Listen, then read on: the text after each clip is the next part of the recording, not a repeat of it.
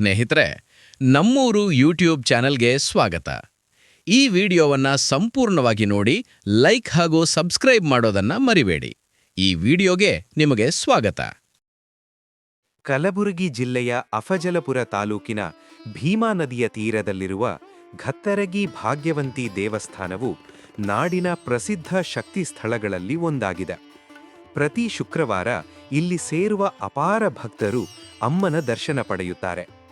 ಈ ದೇವಸ್ಥಾನವು ಅತೀ ಪುರಾತನವಾಗಿದ್ದು, ಇಲ್ಲಿ ನಡೆಯುವ ವಿಶೇಷ ಪೂಜೆ ಪುನಸ್ಕಾರಗಳು ದೇವಿಯ ಭಕ್ತ ಸಮೂಹವನ್ನ ಹೆಚ್ಚಿಸಿವೆ. ಈ ದೇವಾಲಯವು ಭೀಮಾ ನದಿಯ ದಡದಲ್ಲಿದ್ದು ಪ್ರಶಾಂತ ಮತ್ತು ಪವಿತ್ರ ಪರಿಸರವನ್ನು ಹೊಂದಿದೆ. ಭಕ್ತರು ನದಿಯಲ್ಲಿ ಪವಿತ್ರ ಸ್ನಾನ ಮಾಡಿ ದೇವಿಯ ದರ್ಶನ ಪಡೆಯುತ್ತಾರೆ. ಮಹಾದ್ವಾರ ದೇವಸ್ಥಾನದ ಸಂಕೀರ್ಣಕ್ಕೆ ಪ್ರವೇಶ ನೀಡುವ ದೊಡ್ಡದಾದ ಮತ್ತು ಪ್ರಮುಖವಾದ ಬಾಗಿಲು ಲೌಕಿಕ ಪ್ರಪಂಚದ ಆಲೋಚನೆಗಳನ್ನು ಹೊರಗೆ ಬಿಟ್ಟು ಮನಸ್ಸನ್ನು ಭಕ್ತಿಯಿಂದ ಶುದ್ಧೀಕರಿಸಿಕೊಂಡು ಒಳಗೆ ಹೋಗುವ ಸಂಕೇತವಿದು. ಮಹಾದ್ವಾರದ ಮೇಲ್ಭಾಗದಲ್ಲಿ ತಾಯಿ ಭಾಗ್ಯವಂತಿಯ ಸಣ್ಣದಾದ ಸುಂದರ ವಿಗ್ರಹ ಅಥವಾ ಚಿತ್ರವನ್ನು ಕೆತ್ತಲಾಗಿರುತ್ತದೆ. ಇದು ಒಳಗೆ ಪ್ರವೇಶಿಸುವ ಭಕ್ತರಿಗೆ ದೇವಿಯ ದರ್ಶನದ ಮೊದಲ ಅನುಭವ ನೀಡುತ್ತದೆ. ದೇವಿಯ ವಿಗ್ರಹವು ಮಂದಹಾಸದಿಂದ ಕೂಡಿದ್ದು ಭಕ್ತರನ್ನು ವಾತ್ಸಲ್ಯದಿಂದ ನೋಡುವಂತಿದೆ. ದೇವಿಯ ಹಣೆಯ ಮೇಲಿರುವ ಸಿಂಧೂರ ಮತ್ತು ಆಭರಣಗಳ ಅಲಂಕಾರವು ಭಕ್ತರಲ್ಲಿ ಭಕ್ತಿಭಾವವನ್ನು ಮೂಡಿಸುತ್ತದೆ. ಮುಖ್ಯವಾಗಿ ಸಂತಾನ ಭಾಗ್ಯವಿಲ್ಲದವರು ಮತ್ತು ಆರ್ಥಿಕ ಸಂಕಷ್ಟದಲ್ಲಿರುವವರು ಇಲ್ಲಿ ಬಂದು ದೇವಿಗೆ ಪ್ರಾರ್ಥನೆ ಸಲ್ಲಿಸುತ್ತಾರೆ. ದೇವಿಗೆ ಬಾಳೆಹಣ್ಣು ಮತ್ತು ಸಕ್ಕರೆಯ ನೈವೇದ್ಯವು ಬಹಳ ಪ್ರಿಯವಾಗಿದ್ದು, ಭಕ್ತರು ತಮ್ಮ ಹರಕೆ ತೀರಿಸಲು ತುಲಾಭಾರ ಸೇವೆ ಮಾಡುವುದು ಇಲ್ಲಿ ಸಾಮಾನ್ಯ. ದೇವಿಗೆ ತಮ್ಮ ಭಕ್ತಿಯ ಸೇವೆ ಸಲ್ಲಿಸಿದರೆ ಅವರ ಇಷ್ಟಾರ್ಥಗಳು ಈಡೇರುತ್ತವೆ.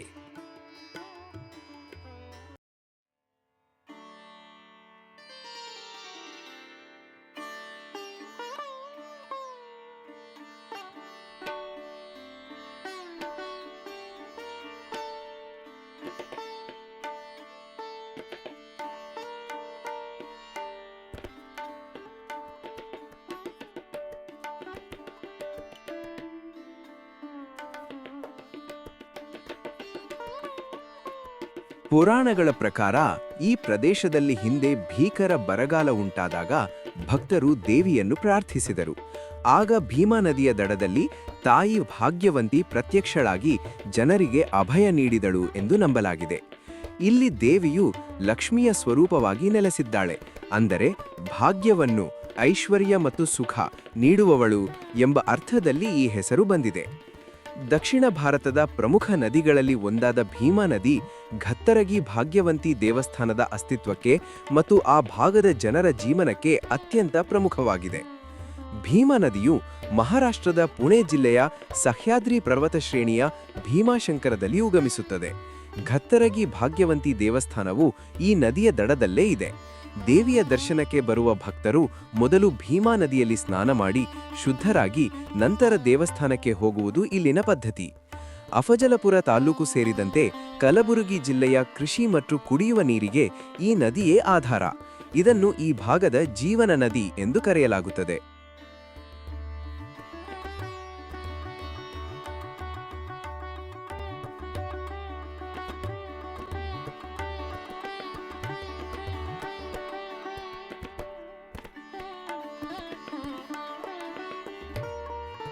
ಘಟ್ಟರಗಿ ಭಾಗ್ಯವಂತಿ ದೇವಸ್ಥಾನದ ಪ್ರಮುಖ ಮತ್ತು ರೋಚಕ ಆಚರಣೆಗಳಲ್ಲಿ ಸಿಡಿಯಾಡುವ ಪದ್ಧತಿ ಅತ್ಯಂತ ವಿಶಿಷ್ಟವಾದುದು.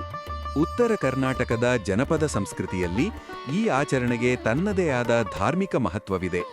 ಭಕ್ತರು ತಮ್ಮ ಕಷ್ಟಕಾಲದಲ್ಲಿ ದೇವಿಗೆ, ತಾಯಿ, ನನ್ನ ಇಷ್ಟಾರ್ಥಗಳು ಈಡೇರಿದರೆ ನಾನು ಸಿಡಿಯಾಡುತ್ತೇನೆ ಎಂದು ಹರಕೆ ಹೊತ್ತಿರುತ್ತಾರೆ. ಆ ಹರಕೆ ಈಡೇರಿದಾಗ ಕೃತಜ್ಞತೆ ಸಲ್ಲಿಸಲು ಸಿಡಿಯಾಡುತ್ತಾರೆ. ದೇವಿಯ ಮೇಲಿರುವ ಅಚಲ ನಂಬಿಕೆಯ ಸಂಕೇತವಾಗಿ ನೋಡಲಾಗುತ್ತದೆ. ಸಿಡಿಯಾಡುವ ಭಕ್ತರು ಸಾಮಾನ್ಯವಾಗಿ ಉಪವಾಸವಿದ್ದು ದೇವಿಯ ಪೂಜೆ ಸಲ್ಲಿಸಿ ಶುದ್ಧರಾಗಿರುತ್ತಾರೆ. ಗಾಳಿಯಲ್ಲಿ ಭ್ರಮಣ ಭಕ್ತನನ್ನು ಸಿಡಿಯ ತುದಿಗೆ ಭದ್ರವಾಗಿ ಕಟ್ಟಿ ಕೆಳಗಿನಿಂದ ಹಗ್ಗದ ಸಹಾಯದಿಂದ ಕಂಬವನ್ನು ತಿರುಗಿಸಿದಾಗ ಭಕ್ತನು ಗಾಳಿಯಲ್ಲಿ ಹಾರುತ್ತಾ ದೇವಸ್ಥಾನದ ಸುತ್ತ ಅಥವಾ ನಿರ್ದಿಷ್ಟ ಜಾಗದಲ್ಲಿ ಪ್ರದಕ್ಷಿಣೆ ಹಾಕುತ್ತಾನೆ.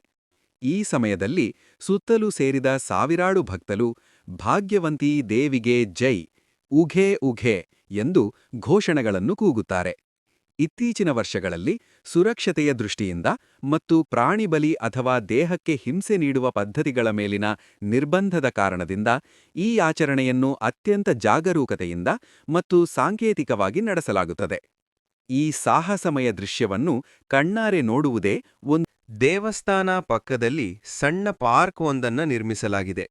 ಇಲ್ಲಿ ವಿವಿಧ ಮೂರ್ತಿಗಳನ್ನು ನಿರ್ಮಿಸಲಾಗಿದೆ ಹಾಗೂ ಭಾಗ್ಯವಂತಿ ದೇವಿಯ ದೊಡ್ಡನಾದ ಮೂರ್ತಿಯನ್ನು ನಿರ್ಮಿಸಲಾಗಿದೆ.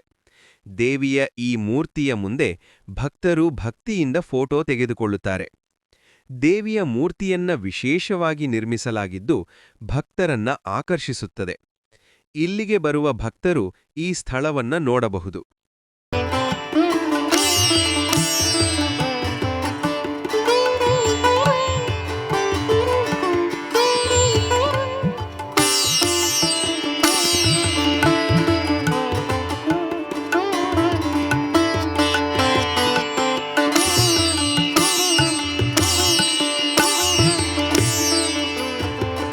ಈ ದೇವಸ್ಥಾನಕ್ಕೆ ಆಧುನಿಕ ಸ್ಪರ್ಶ ನೀಡಲಾಗಿದ್ದು ನೋಡುಗರನ್ನ ಸೆಳೆಯುವಂತಿದೆ. ರಾತ್ರಿ ವೇಳೆಯಲ್ಲಿ ಕಂಗೊಳಿಸುವ ಲೈಟ್ಗಳು, ಮಧ್ಯದಲ್ಲಿರುವ ಅಲಂಕಾರಿಕ ಗಿಡಗಳು ಭಕ್ತರನ್ನ ಸೆಳೆಯುತ್ತದೆ. ಇಲ್ಲಿನ ವ್ಯಾಪಾರೋದ್ಯಮಿಗಳಿಗೆ ಉತ್ತಮವಾದ ವಾತಾವರಣ ಕಲ್ಪಿಸಲಾಗಿದೆ. ಈ ಮಾರ್ಗವು ದೇವಸ್ಥಾನದ ಮುಂಭಾಗದಲ್ಲಿದ್ದು ಭಕ್ತರು ದೇವಸ್ಥಾನದೊಳಗೆ ಪ್ರವೇಶಿಸಲು ಬರುವ ಮಾರ್ಗವಾಗಿದೆ. ಈ ಮಾರ್ಗದ ಪಕ್ಕದಲ್ಲಿ ದಾಸೋಹವಿದೆ. ಬಂದಂಥ ಭಕ್ತರಿಗೆ ಇಲ್ಲಿ ನಿತ್ಯ ಪ್ರಸಾದವಿರುತ್ತದೆ.